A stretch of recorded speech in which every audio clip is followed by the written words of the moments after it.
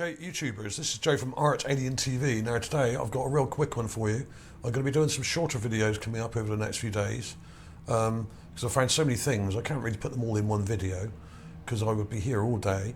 So I'm going to be doing a few short ones and I'll still be doing the odd longer one as well in between. So here we are. Now today, first of all, we're going to be looking at this. Now this is Perseverance Sol 149 SC. Now SC stands for SuperCam. And the SuperCam takes these round images, which I then stitch together in these Gigapans here, and they're quite good.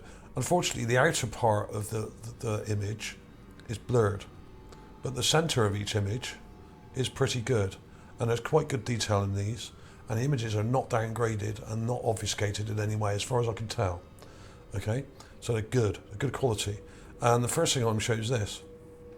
We got this rocky overhang here, which is split just there, and there's loads of rocks all over the place. As usual, we've got this kind of ridge, another one of these ridge lines, and there's some interesting things over here as well, but down here the main thing was this. Now this looks like some kind of skull, and in fact when you look at it with the magnifier, you can see that there's an eye socket here and a large sort of elongated skull coming back round here, which comes down, and then we have the mouth and nose or snout area.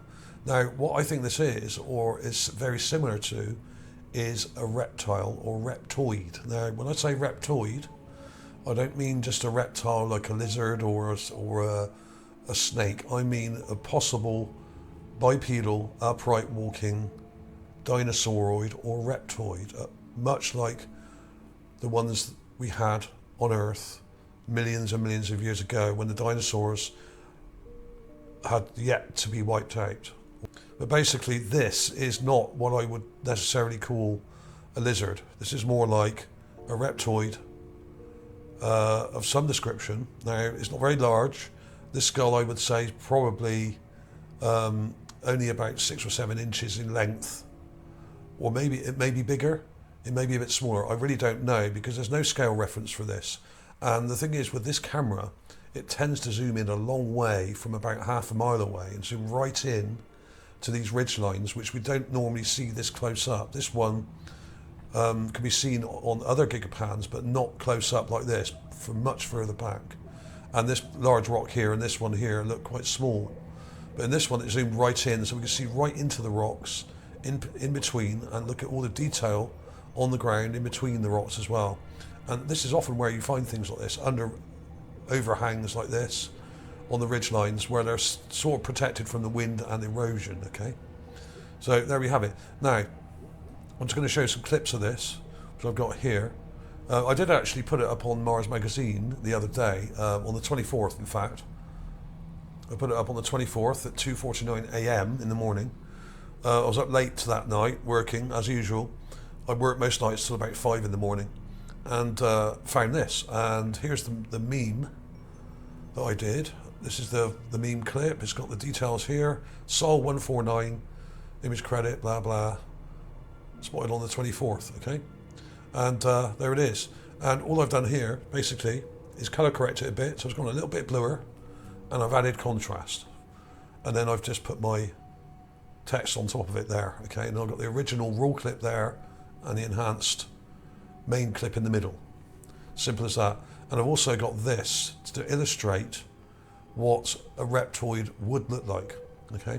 Now this is a model in a museum, I think in Australia, and this was created by a paleontologist, stroke zoologist guy back in the 70s, I think. I can't remember his name. Some of you may remember him, who came up with a theory after finding many strange so-called reptile or dinosaur fossils in Australia. He came up with a theory that they were around long enough to have evolved into bipedal, intelligent, upright walking, almost humanoid looking lizard people, what you might call reptilian people, okay? And this is his model in that museum, about 5 foot tall, I think it is. And that's the same scale as we're looking at here today. So the skull is about 7 or 8 inches long. I don't know exactly.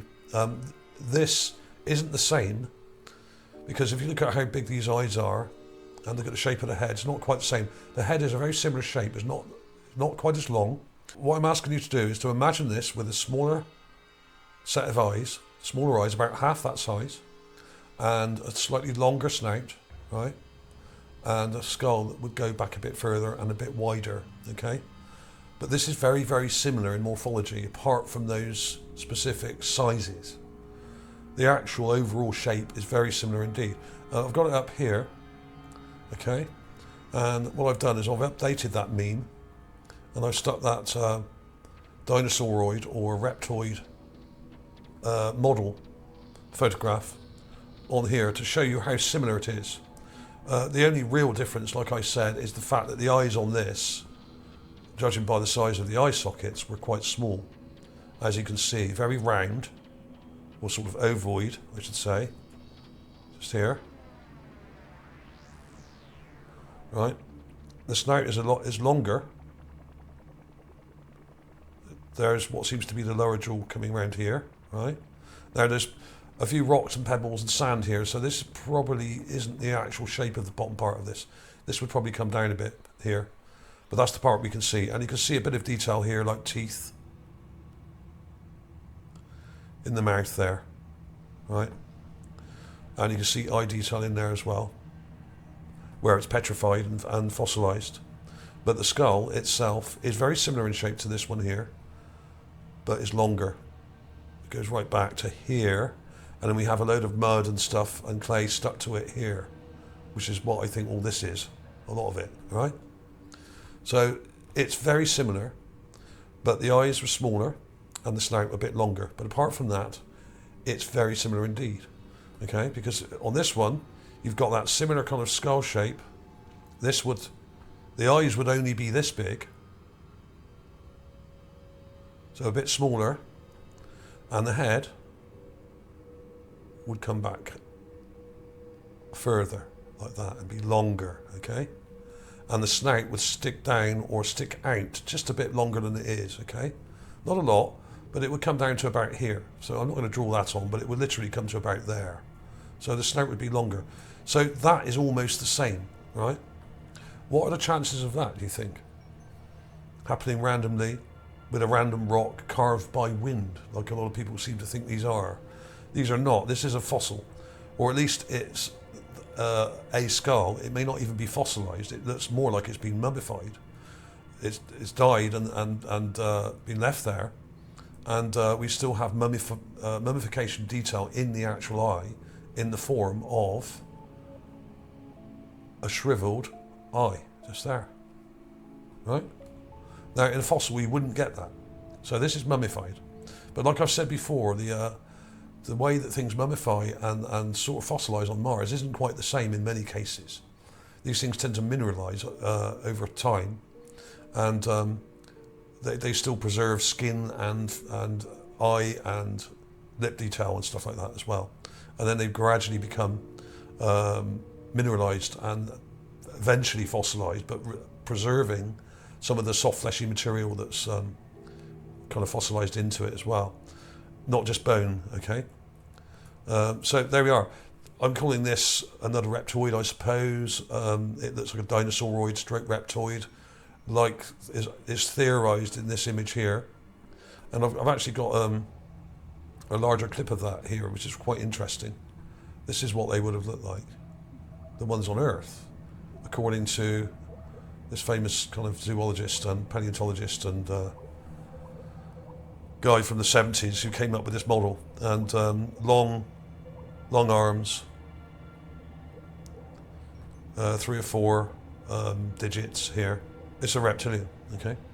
And this may be why in the ancient texts and hieroglyphs and figurines that were made in places like ancient Babylon and ancient Egypt, you see depictions of reptilians.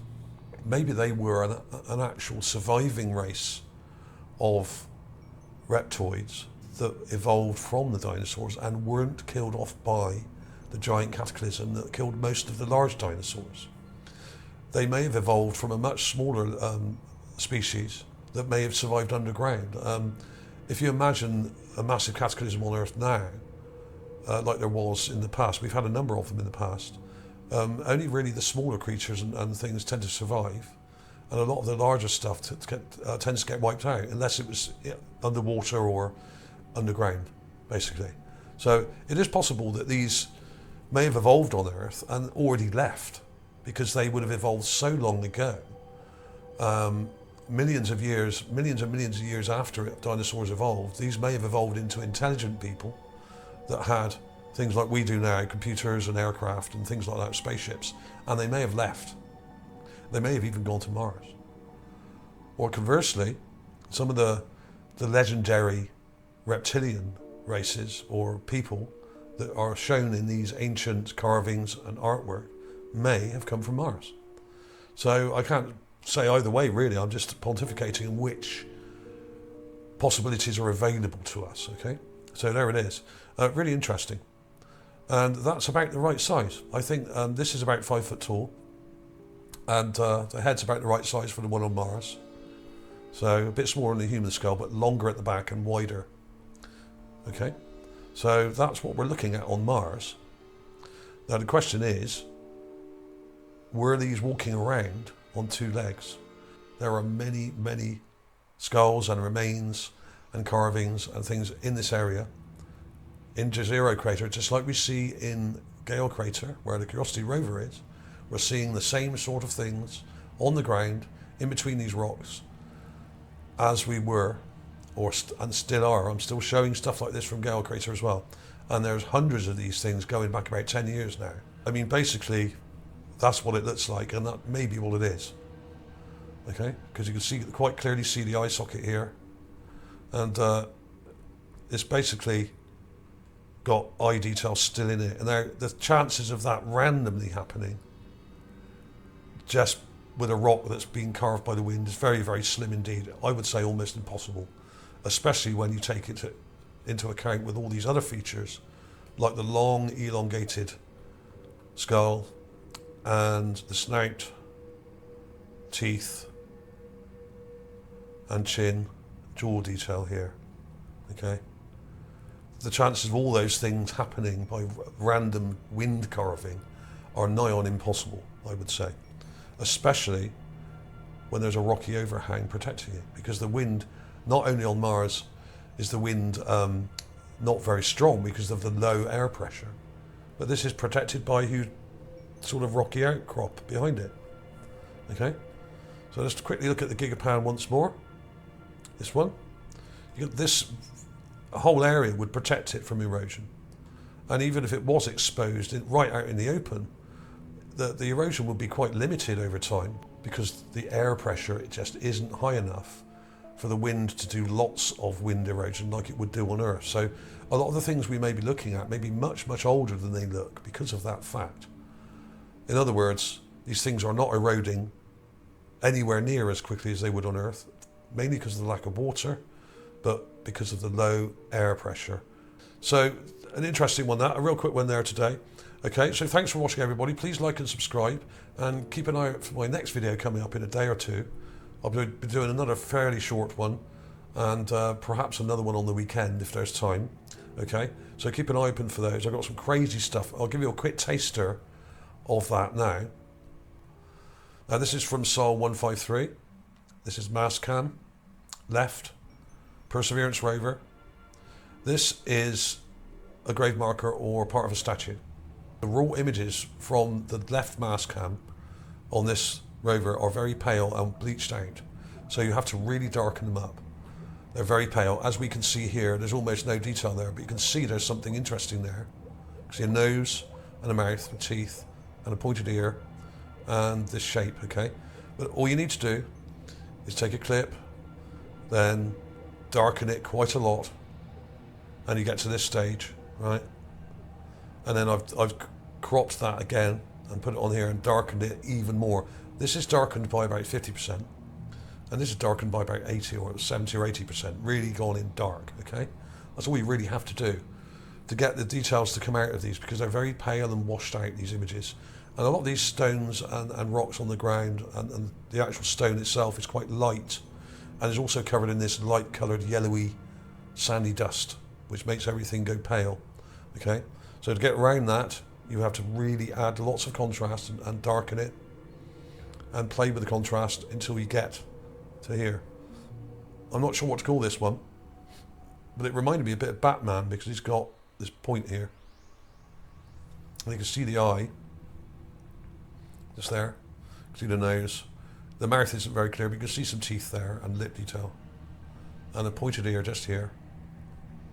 And it's just on this ridgeline. So I'll be doing that in the next video, okay? I'll be doing an update on that, and I'll be showing all the other things around it, because there's loads of weird things and fragments and things that look like statues and architectural fragments around this in this particular area, okay? So I'll be coming back to that in a day or two, so keep an eye open for that. Thanks for watching. I'll see you soon.